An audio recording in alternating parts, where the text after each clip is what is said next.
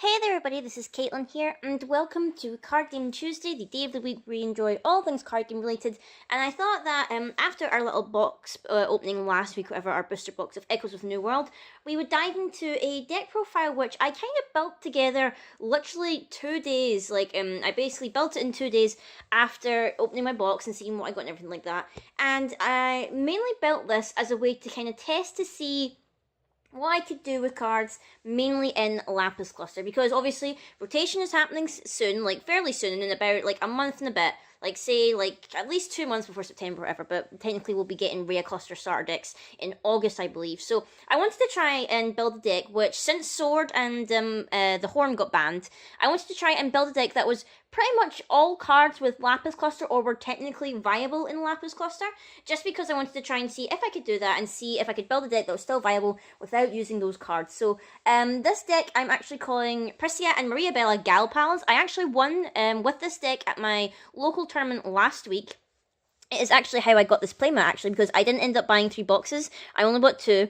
But I managed to win this playmat at my local tournament because I came first. So I was really chuffed because I was really happy because I really wanted this playmat. I just couldn't afford to buy 3 boxes, and I really wanted this playmat mainly because it's got like the majority of characters and everything like that. So I am really happy with this. So going into our deck, the ruler, in fact, is Prisia from RDE. Now, the main idea with this Prisia, which you've seen like a billion times because I've done a couple of deck profiles, whatever, with it, is the main idea of this Prisia is that we ideally want to win the game without flipping her. Flipping her should be like a kind of like a last resort, and mainly the only reason I would flip her is if I am having any trouble with draw, or whether I desperately need to draw cards and stuff like that. So mainly I am using her for her resonance abilities, obviously giving swiftness and giving flying. I found that when I went up against Zero, I believe twice, I think. Yeah, I did. I went up against it twice. So I would flip Prisia when, I could no longer give swiftness and flying to all my stuff, and mainly I would use her for her ability of shuffling the stone back in, recycling it, usually using her stone and whatnot, to cycle in her stone, draw a card and whatnot.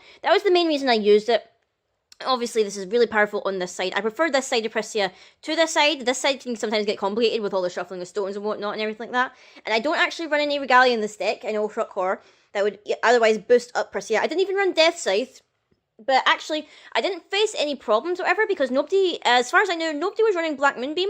I guess since like Horn rotated out, nobody was expecting kind of aggro rulers and whatnot, so nobody actually ran Black Moonbeam, and I never saw Black Moonbeam. So the only time Prisia died is if she was like taking a block from a bigger target and basically dying that way. But by that point, I'd usually like fix my card hand, whatever. So that was the main reason why I would flip her and whatnot. And yeah, I won 2 of my games, and I drew in the last one. Or was it? Yeah, I drew in the middle one, actually. I drew in the middle one. So I ended up having 7 points. So that's why I won the locals, whatever. So going into the main deck, you'll see quite a lot of staples from my previous, like, Prisia decks, whatever. So I won't dwell too much on the old stuff. I'll try and, like, get speedy into it so I can tell you about the new things I've added into it. So old staples, pretty much 4 Sacred Elf, 4 Tamas. These are pretty, like staple, whatever, for this deck. We need the mana ramp for the Prisia Gal Pal that I'm talking about in a minute. And we need Tama here to draw cards in order to get those cards. So that's pretty much it. And also, Tama is a good chump blocker. Elf is very good turn 1. But the best idea we have is that we take the Energize by going second. We use our Energize coin before we tap for a stone to stick down Elf. And then hopefully, because all our stones produce fire, not all of them produce wind. So we use the Energize coin for wind to play the elf, get a stone. Our stone will always give swiftness, so we know that we can tap the elf straight away and everything like that. And then we play a Tama, either with the elf or with the will, and whatever else we've got in our hand or whatever. So those are 2 staples, whatever, that are in the deck. Next up is a card which you probably wouldn't think I would use, mainly because this deck is like a fire/wind deck, but I'm actually running 3 copies of Maria Bella the True Shot. Now, I am not running the Dark Magnica or anything like that protects her and basically stops from being destroyed. The main reason I'm running her is because she's a 1-cost void, so this means that even if I don't get either Sacred Elf or Tama on turn 1 or whatever in my first hand, whatever, I still have the option of playing this because it's a Void Resonator. So basically, no matter what color of will I open up with, I can play Maria Bella. And you know what? I like her ability where it's like you tap her, she basically gets bigger, whatever, by putting on the counters and whatnot on her. And even if she were to die, we can basically just use the ability to like tap 2 and tap her, search out another Maria Bella and just stick it in the field, so whatever. So it can replace itself essentially, even though we're not running any machines, or well, the only other machine we could really run is Machina. But we're not using him in this deck. We're mainly using Maribella because I love her artwork. I managed to pull a full art from my second box, or whatever. So I really wanted to use this. And, you know, I am kind of searching for the band promos because the band promos are, well, not the promos, the secret rares for the set or whatever. But I do like this, so I do like this artwork. So that was mainly the reason. But she was good. She was a very versatile kind of blocker and whatnot. She was slowly, like, grinding up power and stuff like that. And obviously she can search for herself, essentially, since she's a Void Resonator herself. And now next up, I ran 2 copies of the Vingolf 3 Little Red. I'm debating whether I'm going to take this out and replace it with the Echoes of the New World Little Red for various reasons. So one reason why I would kind of prefer to use this Little Red is obviously it gets bigger with each Windstone we control. Since we technically control like 8 Jewel Stones that technically count for Windstones, that means she gets a buff of plus 800 if we have all those stones out. So she can technically up to 1100, I believe, if my math's correct. The only downside is that she doesn't get Swiftness straight away because we don't have any basic Windstones, but if we like have Priscilla on her ruler side and we can hit the resonance ability for Swiftness, she gets Swiftness anyway. But on the other side of it, I kind of want to use the Echoes of the New World Little Red because obviously she gets flying and swiftness when we break the Seal of 3, and considering that our deck has some form of ramp, that is not actually that hard to do. And then obviously that one flies, because the only problem we have here is that we don't have many answers to flying on our opponent's turn. We do have a answer to it, but it's not always a viable option. So I'm considering replacing this with Echoes of the New World Little Red and see how that goes, because obviously a flyer is still pretty good, even if she doesn't get buff. But I'm considering it mainly. I might like side it in or whatever potentially, but I ran this and it seemed okay at the time. Next up, we have our other version of our gal pal. We have Maria Bella, the Machine Hearted, which, if you remember from RGE, I managed to get 2 full arts, so it is absolutely gorgeous. It is a 4 cost. It is 2 fire, 1 wind, and 1 void, 1000, 1000. She has the ability that when she enters, you basically search out your Magic Stone deck for a non-special Magic Stone and put it into your field, and then you shuffle your Magic Stone deck. So basically, we're searching out our 2 fire Magic Stones, which is why we're only running Maria Bella at 2, because running any more of her would just mean we're not getting the trigger or whatnot, although we could run more if we wanted, but I felt like 2 was enough. I never had the situation where I needed another one because I managed to get my 2 basic stones out or whatever.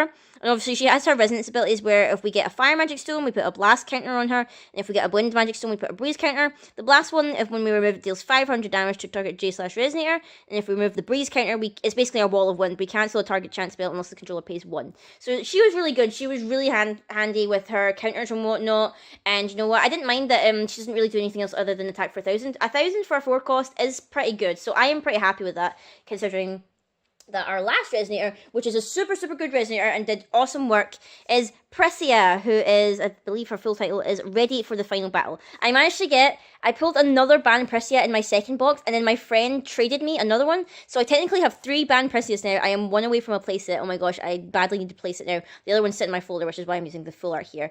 But Priscilla here, she is awesome. She's a 5 cost. She's mainly the reason we're running Sacred Elves, so that we can ramp into her quite early. She's a 1/1000, but she has the ability, she's also Will of Hope, by the way, that whenever she enters or she attacks, you basically destroy a target Resonator your opponent controls with attack less than or equal to this card's attack. If you do, put 2 100/100 counters on this card.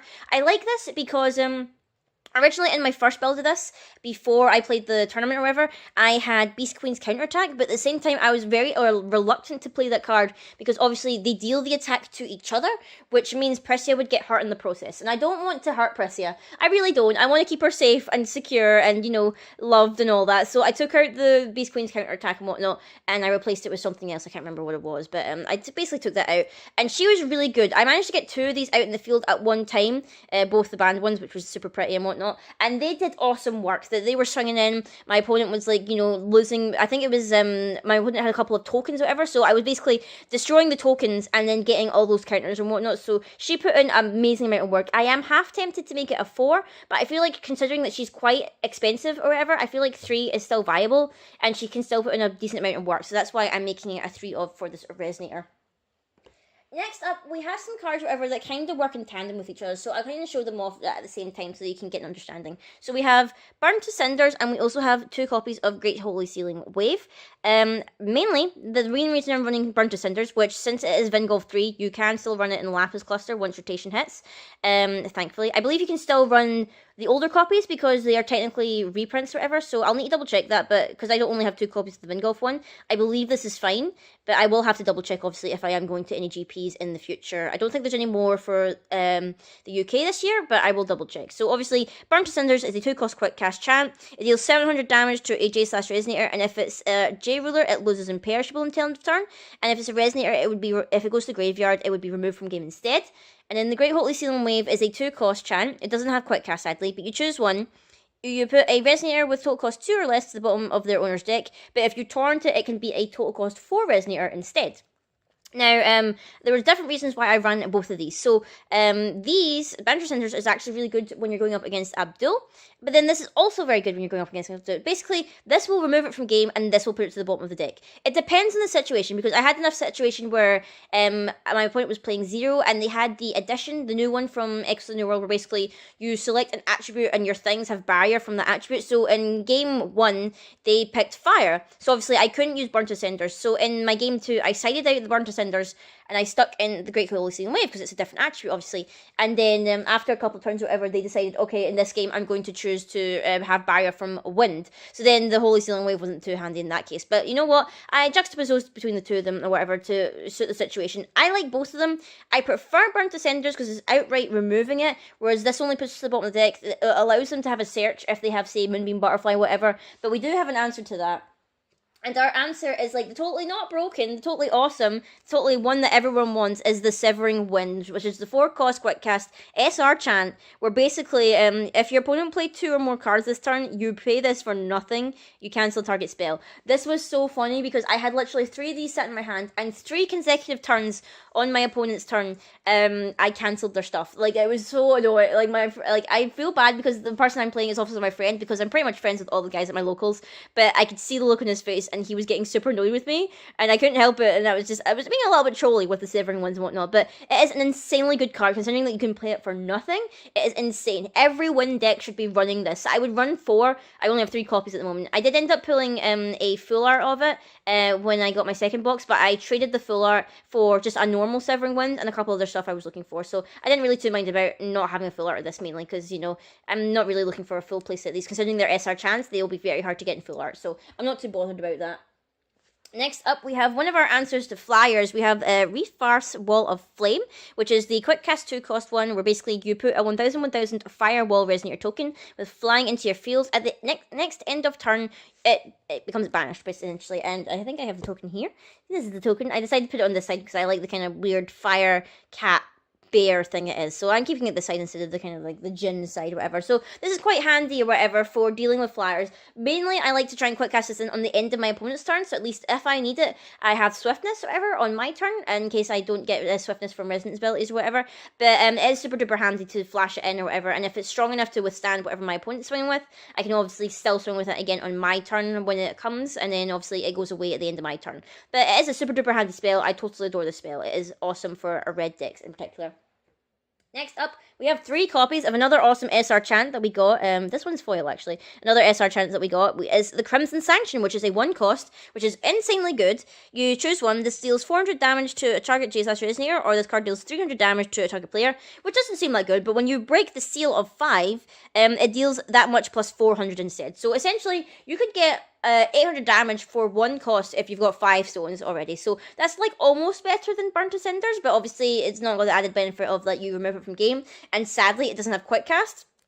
I can understand why it doesn't have quick cast, because obviously Severing Winds has it. I believe Heteroclite Excalibur has it, or I might be wrong. I don't think that has it, but yeah, so I can understand why this doesn't have quick cast, although it feels like it should since it's a red spell, but I digress. Also, it's an awesome card. I would totally try and get full arts of it if it wasn't an SR, because finding SR chance will be insanely hard to get in full art or whatever, so sadly, but I'm running 3 of it. I only have 3 copies at the moment. I would maybe run 4, depending, but we'll just need to wait and see what I pull next. And then next up, we have 4 copies of Memory to Memoria. This is mainly good for the fact that it can hit our opponent for face, but if we need to, we can just burn 400 and basically get another Firewall, which is really handy if we want to like kind of like roll into like Crimson Sanction or Burnt to Cinders or something like that. I did have like lightning bolts or whatever in the side, I think, but I mainly kept this in mainly because I like this because it had a little bit of versatility. The only down point is that it doesn't have quick cast, but in the end, I don't think it really truly matters. There was a point where I was desperately trying to top deck for this, but at the same time, it was like, there's no way I'm going to get it. So at that point, it's just like, yeah, I prefer this card, obviously, over it because it's got a bit more versatility. I know people would prefer Lightning Strike because it has the quick cast and whatever, but I like this card more, and I think the artwork is super duper pretty. Hope they do maybe a promo of it at some point. And then last but not least for our deck, we have 3 Windscale Refuge. Obviously, it is a staple, it is a must to protect your Resonators and get extra draw. So this is basically, if I'm ever running a wind deck, I will most likely run Windscale Refuge. I just feel like I'm leaning towards that and everything like that. And then finally for our stones, not really much to say about them because it's basically the same stuff from other decks or whatever. We've got 4 Memoria of Reincarnation and 4 Blasting Waves. And then last for the stones, we have 2 Firestones using our awesome, gorgeous artwork of Sylvia, who's sat down there, wherever. Sylvia, there you are, bae, you're here again, thankfully. I was also tempted to stick Resonator Sylvia in, but I was like, I'm not too sure about it. I might run it as a side or whatever, or maybe replace Little Red with it. I'm not too sure. I'm leaning towards the Little Red more, whatever. So I hope you've enjoyed this video here of basically Priscilla and Maria Pella being the Gal Pals, the Gal Pal team. I mean, it's essentially the majority of this deck is all girls. I'm still going to say that Tama's a girl, no matter what people say. So this has been the idea for this deck profile. Let me know what you guys thought of it. Are you enjoying using these new cards mixed with other cards from Lapis Cluster? Are you in search of the band promo, the secret rare band ones? Have you got some full arts, whatever? And what decks are you going to be building? I am hoping to build a flute deck rather soon. I'm not sure what kind of flute deck I'm going to build, but I'm thinking about it. I'm trying to figure out whether I want to make it mono blue or splash another color and whatnot. Still trying to decide what I want to do with that kind of deck. But until next time, guys, I will see you all later.